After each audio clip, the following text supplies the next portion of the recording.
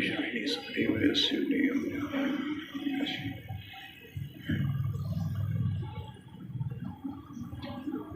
السلام علیکم. الحمد لله نحمده ونستعينه ونستغفره ونؤمن به ونتوكل عليه ونعوذ بالله من شرور أنفسنا ومن سيئات أعمالنا من يهده الله فلا مضل له ومن يضلله فلا هادي له ونشهد أن لا إله إلا الله وحده لا شريك له ونشهد أن سيدنا ونبينا ومولانا محمدا عبده ورسوله صلى الله تعالى عليه وعلى آله وأصحابه وسلم تسليما كثيرا كثيرا. أما بعد فأعوذ بالله من الشيطان الرجيم. بسم الله الرحمن الرحيم. وأحل الله البيع وحرم الربا. صدق الله. بزرگان محترم اور برادران عزیز،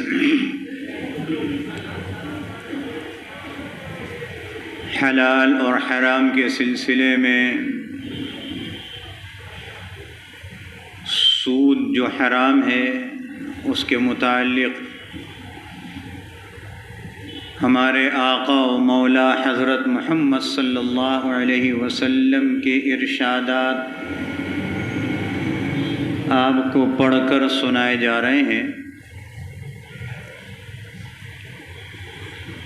اور ان ارشادات میں جہاں سود کی مذمت، سود کے نقصانات اور اس کے برے نتائج کا ذکر ہے، وہیں ہماری اس مختصر سی زندگی میں پیش آنے والے بہت ساری چیزوں کا ان احادیث میں ذکر ہے۔ 37 نمبر کی حدیث، حضرت عبداللہ ابن عمر رضی اللہ تعالی عنہما، یہ حضرت فاروق اعظم رضی اللہ تعالی عنہ کے صاحبزادے، حضور علیہ السلام کے برادر نسبتی حضرت عبداللہ ابن عمر رضی اللہ تعالی عنہ، وہ فرماتے ہیں، ان سے منقول ہے کہ ایک شخص نے ان سے کہا کہ میں نے ایک شخص کو قرضہ دیا تھا،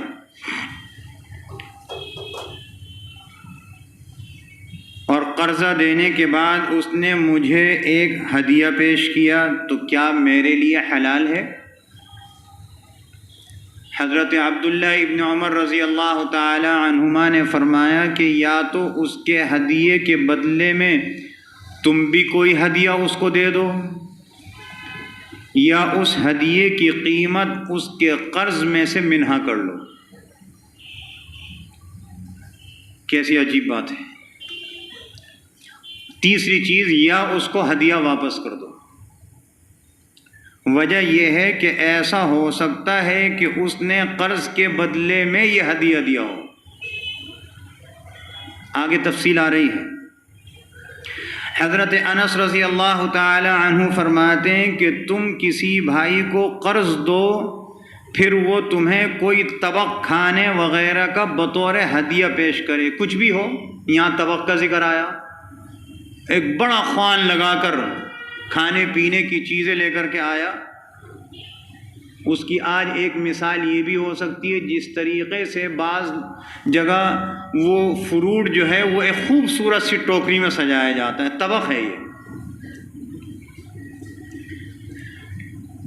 تو اس کا ہدیہ قبول نہ کرو۔ یا وہ اپنی سواری پر تمہیں سوار ہونے کا کہے تو تم اس کے ساتھ سوار نہ ہو۔ مل گیا راستے میں جس کو قرضہ دیا تھا، اسکوٹر پہ جا رہا تھا، اس نے کہا آپ میرے کہاں جا رہے ہیں، میں آپ کو فلاں جگہ چھوڑ دوں، اور وہ ہے آپ کا مقروض، تو آپ اس کی سواری پہ بھی سوار نہ ہو۔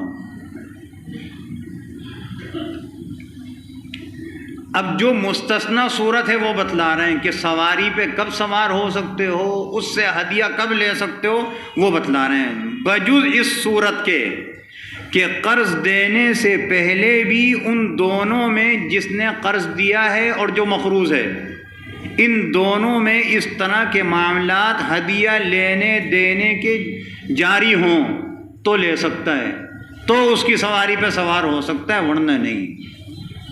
اگر یہ معاملات اس کے ساتھ پہلے سے نہیں ہیں تو مطلب یہ کہ اب جو یہ کہہ رہا ہے یہ سود کے زمرے میں ہے، حالانکہ پیسے تو نہیں دے رہا، یا تو ہدیہ دے رہا ہے کھانے پینے کی صورت میں، یا سواری پہ سوار کر رہا ہے، اس سے بھی منع فرمایا گیا۔ ہاں اگر ہماری اس سے بہت بے تکلفی تھی اور اس بے تکلفی میں ہدیے کا لین دین تھا، ایک دوسرے کے گھر جایا کرتے تھے، ایک دوسرے کی سواری پر بیٹھا کرتے تھے، تو پھر کوئی حرج نہیں ہے کہ یہ معاملات پہلے سے چلے آ رہے ہیں۔ آج کل تو ہدیہ دینے کے آداب بھی لوگوں کو نہیں معلوم، نہ لینے والے کو معلوم ہے نہ دینے والے کو۔ ہر ایک کا ہدیہ قبول نہیں کیا جاتا۔ ہدیہ دینے کی ایک شرط یہ ہے کہ جس کو ہدیہ دے رہے ہو اور ہدیہ دینے والا دونوں بے تکلف ہوں۔ اگر یہ بے تکلفی نہیں ہے تو ہدیہ لینا جائز نہیں ہے، وبال جان بن جائے گا دنیا میں بھی۔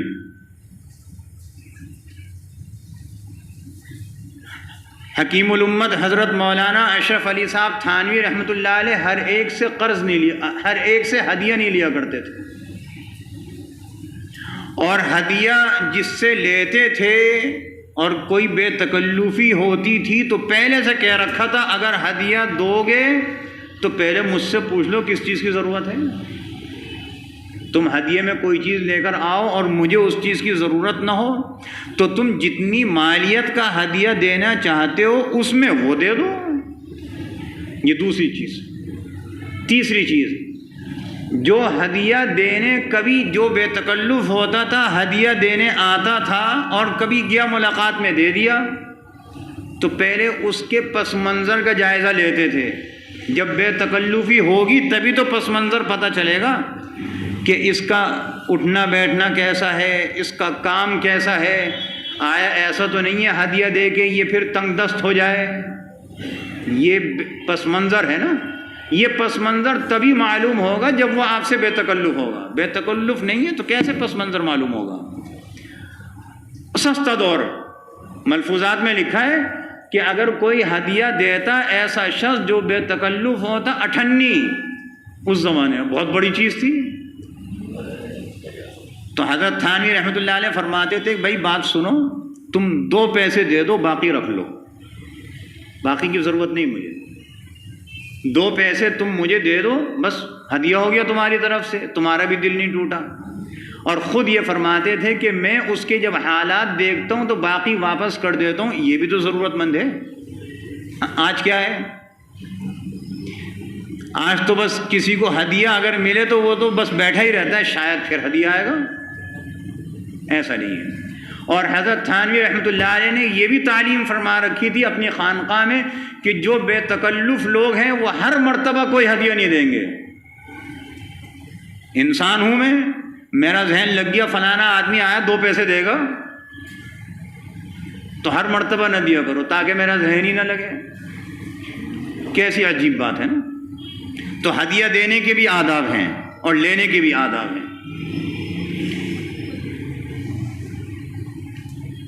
39 نمبر کی حدیث، محمد ابن سیرین رحمہ اللہ تعالی فرماتے ہیں،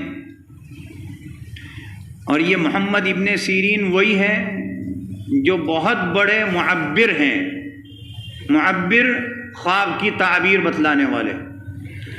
تبع تابعی ہیں، انہوں نے تابعین کو دیکھا ہے اور تابعین کی مجلسوں میں بیٹھے ہیں، لیکن اللہ نے انہیں یہ ملکہ عطا فرمایا تھا کہ خواب کی تعبیر بتلا دیا کرتے تھے۔ یہ ملکہ ہر ایک کے پاس نہیں ہوتا کہ ہم یہ سمجھیں کہ بہت بڑا عالم دین ہے، بہت بڑا محدث ہے، بہت بڑا فقیہ ہے، وہ تعبیر بھی بتلا دے گا، نہیں، یہ اللہ کی دین ہے، علم سے اس کا کوئی تعلق نہیں ہے۔ وہ فرماتے ہیں کہ حضرت ابی ابن کعب رضی اللہ تعالی عنہ نے حضرت فاروق اعظم رضی اللہ عنہ کی خدمت میں اپنے باغ کا پھل بطور ہدیہ بھیجا۔ حضرت فاروق اعظم رضی اللہ عنہ نے واپس کر دیا کہ واپس لے جاؤ۔ ابی ابن کعب رضی اللہ عنہ نے شکایت کی اور عرض کیا، آپ جانتے ہیں کہ میرے باغ کا پھل سارے مدینے میں لطیف اور افضل ہے، ظاہری عمدگی کے اعتبار سے بھی اور حلال اور پاکیزگی کے اعتبار سے بھی، پھر آپ نے اس کو کیوں رد کر دیا؟ اس کو قبول فرمائیے۔ بعض روایتوں میں کہ حضرت فاروق اعظم رضی اللہ عنہ نے حضرت ابی ابن کعب رضی اللہ عنہ کو 10,000 درہم قرض دیے ہوئے تھے، انہوں نے وہ اپنے باغ کا پھل بھیجا۔ خطرہ یہ ہوا کہ کہیں یہ ہدیہ اس قرض کے عوض میں نہ ہو، سود ہو جائے گا۔ بعد میں حضرت ابی ابن کعب رضی اللہ عنہ کی یقین دہانی اور ان کے سابقہ معاملات پر نظر ثانی فرما کر کہ ہمارا یہ تعلق تو جب قرض نہیں دیا تھا اس وقت بھی تھا کہ ہدیہ بھیجا کرتے تھے، میں بھی بھیجتا تھا، اور انہوں نے یقین دلایا کہ یہ اس کا عوض نہیں ہے جب قبول کیا انہوں نے، ورنہ اس کو رد کر دیا تھا۔ 41 نمبر کی حدیث، حضرت عبداللہ ابن عباس رضی اللہ تعالی عنہما نے فرمایا کہ جب تم کسی شخص کو قرض دو تو اس کا ہدیہ گوشت کا یا عاریتن اس کی سواری کو قبول نہ کرو، اس کی سواری کہ بس میں ابھی آیا وہاں تک جا کے، عاریت یہ ہوا نا ادھار لے کے، یہ بھی نہ کرو، اس کی بھی اجازت نہیں۔ 42 نمبر کی حدیث، امیر المؤمنین حضرت علی رضی اللہ تعالی عنہ فرماتے ہیں کہ رسول اللہ صلی اللہ علیہ وسلم نے ارشاد فرمایا کہ جب اللہ تعالیٰ کسی قوم کو ہلاک کرنا چاہتے ہیں تو اس میں ربا اور سودی کاروبار پھیل جاتا ہے۔ کس سے شکایت کریں گے آپ کہ ہم تباہ و برباد ہو رہے ہیں؟ کس سے شکایت کریں گے؟ وزیر اعظم سے یا کسی اور سے؟ خود ملوث ہیں ہم سود میں۔ تو جب سود پھیل گیا تو کیوں حضرت علی رضی اللہ عنہ فرما رہے ہیں کہ جب اللہ کسی کو تباہ و برباد کرنا چاہتا ہے تو سود میں ملوث کر دیتا ہے نا۔ اب باقی کسی کو تباہ و برباد کرنے کی ضرورت نہیں، خود ہی تباہ ہو جائے گا۔ کیا مطلب ہے؟ اللہ ناراض ہے، اللہ کو تو راضی کرنا ہے۔ سارا تو جتنی ہماری زندگی ہے سب اس میں 15 سال تو بلوغت سے پہلے کے نکل گئے کم و بیش، اور کتنے اگر حساب لگائیں تو کتنے زندگی ہماری اوسطاً 50 سال، اس 15 میں سے بچے 35۔ اب 35 میں سے گھنٹوں کا حساب لگائیں، نماز کے کتنے گھنٹے بنتے ہیں؟ 1 گھنٹہ، سوا گھنٹہ مشکل سے۔ اب یہ باقی 35 سال کی زندگی میں سوا گھنٹے کے حساب سے نکال دیں، کیا بچا؟ سارا وقت تو دوسرے کو دیا، اللہ کو کیا دیا؟ کبھی اس پہ بھی تو سوچیے، میں بھی سوچوں، آپ بھی سوچیں کہ ہم نے اللہ کو کیا دیا۔ ہم 10 منٹ کے لیے 15 منٹ کے لیے نماز پڑھنے آتے ہیں تو اگر وہ موبائل جیب میں بچ جاتا ہے تو اس میں بھی مسجد میں بیٹھ کے بات کرتے ہیں۔ تو جب موبائل نہیں تھا کیا مر گئے تھے؟ جب کاروبار نہیں ہوتا تھا اس سے اچھا کاروبار تھا۔ تو اگر اب اس کا بھی 15 منٹ بھی خالصتاً اللہ کے لیے نہیں دے سکتے تو پھر کیا حساب رہے گا ہمارے پاس؟ کبھی حساب لگائیے گا نا اس کا۔ تو ہم کسی سے کیا شکایت کریں؟ تو ہماری تو اپنی حالت ایسی ہے پتلی۔ 44 نمبر کی حدیث، حضرت فاروق اعظم رضی اللہ تعالی عنہ نے ایک روز خطبہ ارشاد فرمایا جس میں فرمایا تم لوگ یہ سمجھتے ہو کہ ہم ابواب ربا کی قسمیں نہیں جانتے، تم سمجھتے ہو؟ اور بلا شبہ اگر مجھے اقسام ربا کی پوری حقیقت معلوم ہو جائے تو وہ اس سے زیادہ محبوب ہے کہ پوری سلطنت مصر اور مصر کے اندر جو جتنی نعمتیں ہیں مجھے حاصل ہیں میں ان کو چھوڑ دوں اور اس کو حاصل کر دوں۔ یہ حضرت عمر فاروق رضی اللہ عنہ فرما رہے ہیں، کون؟ جن کی تربیت حضور علیہ السلام نے فرمائی۔ حضور علیہ السلام نے اس دین کو پورا کر دیا نا، اللہ کے حکم سے بتلا دیا دین پورا ہے۔ پھر یہ فرما رہے ہیں کہ اب بھی میں یہ چاہتا ہوں مزید اس کی تشریح ہو جاتی۔ حضور علیہ السلام تشریف لے گئے دنیا سے، تو جب وہ یہ فرما رہے ہیں تو ہمارا آپ کا شمار کہاں ہوگا؟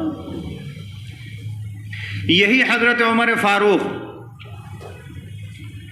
حضرت عبداللہ ابن عباس رضی اللہ تعالی عنہما فرماتے ہیں کہ ان سے کسی شخص نے سوال کیا کہ کسی شخص کے ذمے کسی کا قرض ہو اور وہ میعاد مقررہ سے پہلے یہ کہے کہ میرا روپیہ آپ نقد دے دیں تو میں اپنے قرض کا کوئی حصہ چھوڑ دوں گا۔ میں نے 20,000 روپے دیے کسی کو مثال کے طور پر، اور میعاد مقرر ہو گئی 2 مہینے میں واپس کرے گا، لیکن مجھے ضرورت پڑ گئی پہلے، اب میں اس سے یہ کہتا ہوں بھائی تم مجھے دے دو، نقد دے دو، میں ایسا کرتا ہوں 2,000 تمہیں چھوڑ دیتا ہوں، یہ سود نہیں ہے،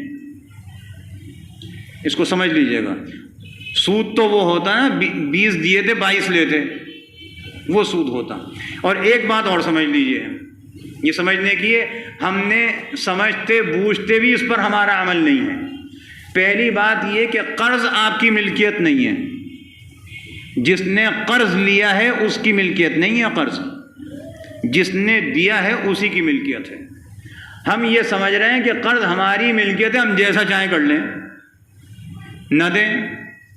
اور ایک مصیبت یہ ہو گئی کہ ہم خود ہی اس کی تعریف کر دیتے ہیں، قرض حسنہ وہ ہے کہ بھائی جس نے قرض دیا وہ تقاضا نہ کرے۔ یہ تعریف کس نے بتلائی؟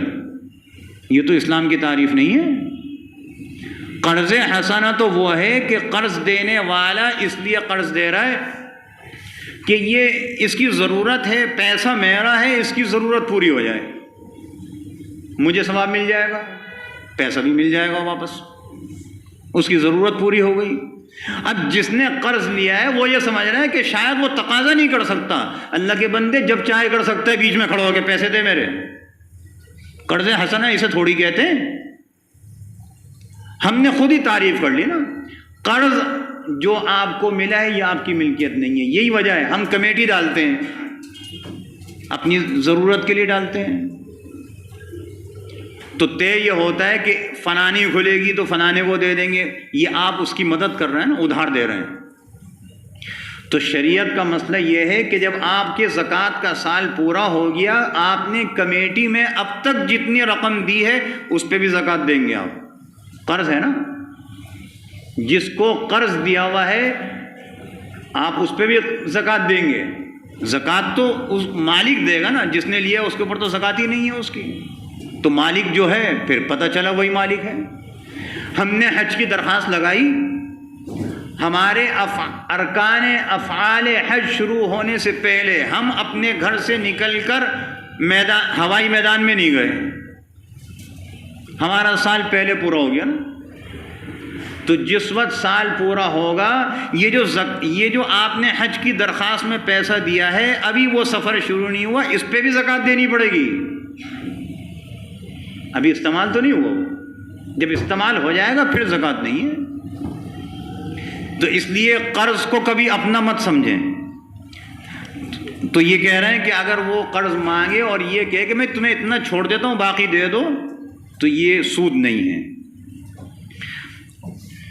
حضرت عبداللہ ابن عباس رضی اللہ تعالی عنہما نے فرمایا کہ کسی یہودی یا نصرانی یا مجوسی کے ساتھ شرکت کا کاروبار نہ کرو، اس کو اپنے کاروبار میں شریک نہ بناؤ۔ کیوں؟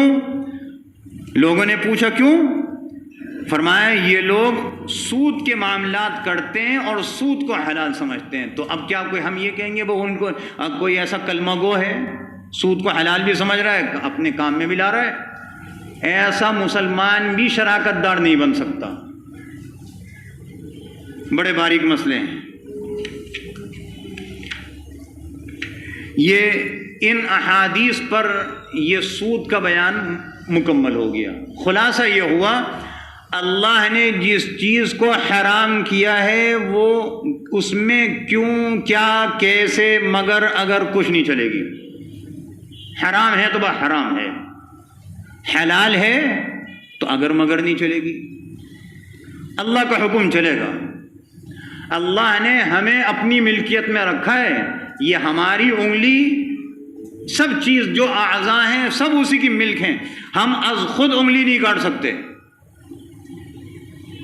گناہ کبیرہ ہوگا۔ کیوں؟ ہم مالک نہیں ہیں اس کے۔ جب آپ کی اپنے اعضاء آپ کے مالک نہیں ہیں تو آپ وہ کام ہی کیوں کریں جو اللہ اس کے رسول کے خلاف ہو؟ یہ سمجھنے کی بات ہے نا۔